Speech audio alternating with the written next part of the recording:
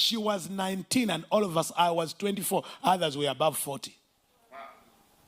And she gathered us in a room. She had a room. She called it a nest. And she taught us the prayer she called the brooding prayer. 12 hours of prayer, non-stop. She could take us in a room, all of us, 30 of us. I was the first to come. Sometime I'll be there and she says, we're going to pray for 24 hours. There is one I am going for.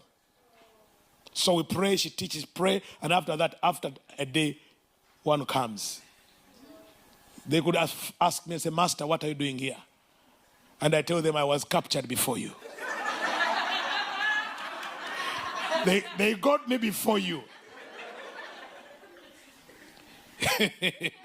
There's one, let me tell you this. This girl was dangerous. There's one particular one. He was in Tanzania. And she said, we're going to pray that he comes to Uganda. Then we capture him. I said, what? He said, we're going to pray.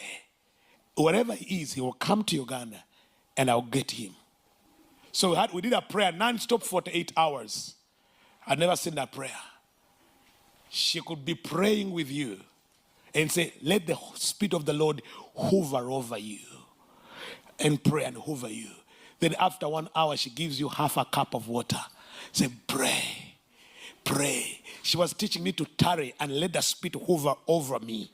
She called it the brooding prayer. And now, after the brooding prayer, I remember that incident when she said 48 hours. There's one God has told me to go for. And after 48 hours, she said, stay here. Let the Spirit of the Lord cover you. I am going. That man, he didn't know what happened. He didn't know what happened. He found himself, he traveled from Tanzania to come in a nightclub in Kampala. She went in a nightclub, captured him. Before I knew, he was there in our nest. So he looked at me and said, James, what are you doing here? I said, wow, they brought you, it's how I came. Disarmed. And so by the time I realized, we were 30 of us.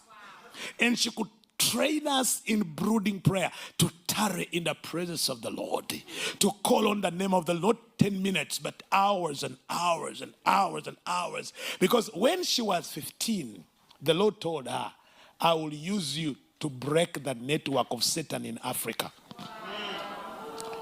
So she began interceding at 15. And at 19, that's when the Lord said, now you are ready. Go for them. 4 years. She was rejected in churches because the churches did not understand her. They didn't understand she was strange.